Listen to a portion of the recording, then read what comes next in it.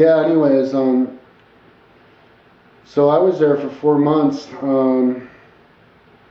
working on the house until, like, I guess the woman who I was working, who had kind of the institute, the woman who was paying me to do classes for her, I guess working for in this company that made toilet paper that was owned by Germans, just outside of town, like, I worked for her, but she kept trying to shortchange me because she, like, I don't know if it was on purpose or what, but she would keep track of my hours on a small notepad, like with a pencil.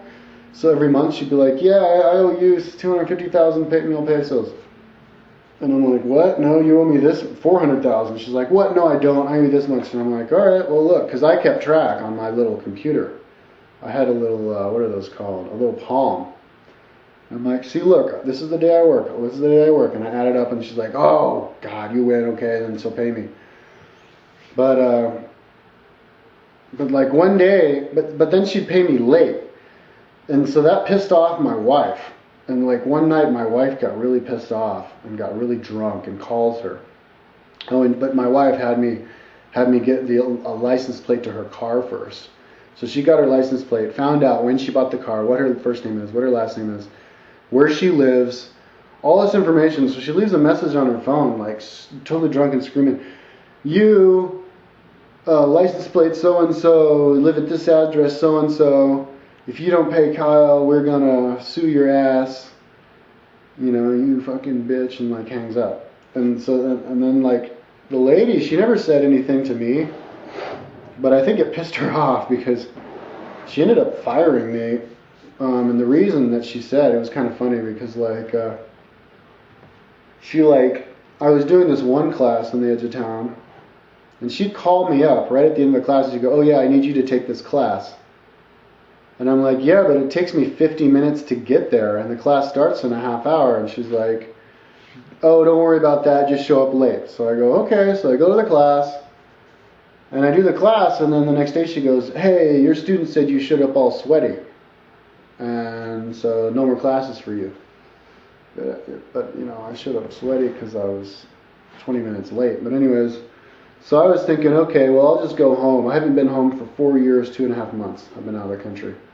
I'm gonna go home and visit my mom, and since I'm not working, and then when I come back, I'll just get work for myself. So I bought a ticket, and then then her family decided they were gonna have a going away party for me. But they had me buy all the booze, pay for all the booze, which is like a couple $100 worth of booze. They turned it into this big party for all their friends and everything. And I was kind of grumpy at the time because the whole time that I built the house, I was worked for the 4 months that I was there, totally revamping their house. Painted 100 feet of wall on one side, 30 feet of wall on the other, get rid of 25 pickup loads full of trash, 50, 100 pound bags of cement, filling up holes in their house before I painted it, repaved the whole part of the house in the back between her mom's house and her house. And I got like two giant pickup, like truckloads, like two 6-foot high piles of these rocks that are like this big, to put all over the area where they park cars, because it was all dirt, and it would be cool, like when it rained, the water would just go under and you could walk around without tracking mud around. And getting rid of 2 cars that had been stuck back there. The whole time that this happened, even though in this house, the people who live in this house, it's like the main house, which is, I'll just keep going, which is 2 bedrooms, which is a 2-bedroom house with a bathroom, a kitchen, a living room. And then right behind is my wife's house, which is basically, when I moved in, it was 1 bedroom, 1 small living room connected to a kitchen. But there's no bathroom because the bathroom was, so it was 1 bathroom and then 2 structures. But there in the back lived my wife and her son and me, and then in the main house lived my wife's father, her mother, her brother. Oh yeah, and then there was a little structure in between, which was like a tiny room with the bunk bed, and then another tiny room with his room, and then he had his own kitchen with water. But yes, it was him, his wife, and his 2 kids, and then my wife's parents, her brother, and then this other kid who they adopted because he comes from a family of like 13. His real mother has like 13 kids and wasn't able to, he was basically an orphan, so they adopted him. So there's 13 of us living in one house with 1 bathroom. And but anyways, the whole time I was there, I guess her brother was having trouble because he kind of goes in and out of crack binges, which I guess crack, it's not really crack like American crack, it's like pasta base, base paste, it's the stuff that, it's like yellow colored crystalline thing that it's like the goop that falls along the side of the cooking platter when you make cocaine. And it was really, really cheap to buy. It's like 500 pesos, which was like 75 cents at the time I was there. And you get like enough to smoke like maybe a half dozen hits out of it. So it's really cheap.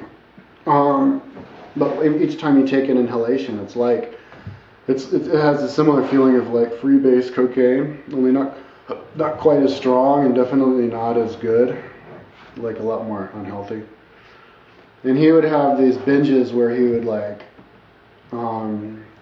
steal the family's money. Like one time I guess he took the life savings of $500 and disappeared for 5 days smoking it. And then another time he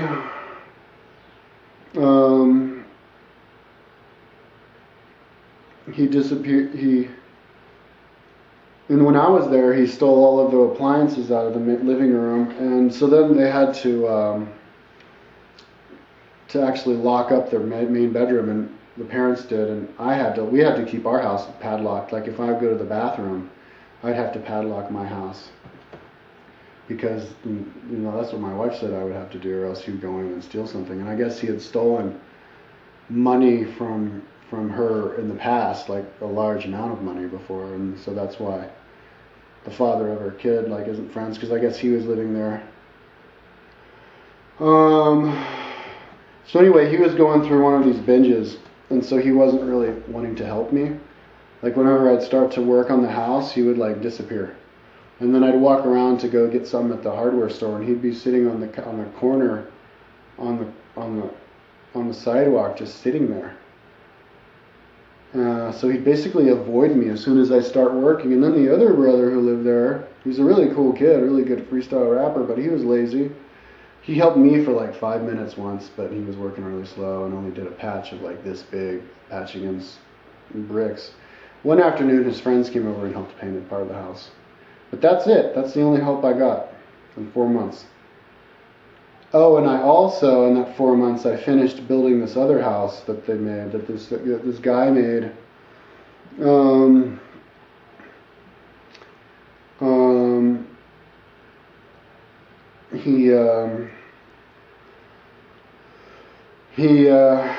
He didn't finish it, so I went in there and I paved the rest of the house, which was basically one room divided by this little divider that was like this wide. And I plugged up the holes that were between the roof and the top of the wall with cardboard board, which is what the houses were built out of.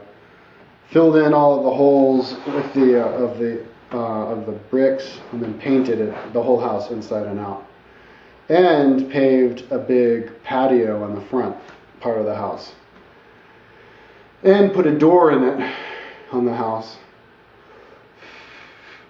So I did that. It took me 4 months, and I didn't have any help the whole time. One afternoon for a couple hours, they were helping me with actually building that one house, plugging in like cement and stuff. Oh yeah, because I put in 2 windows. I bought the window frames to slide into the window, and then patched it up, with cement and stuff. And so they helped me for a couple hours there. But that's the only help I had, just like one afternoon in 4 months.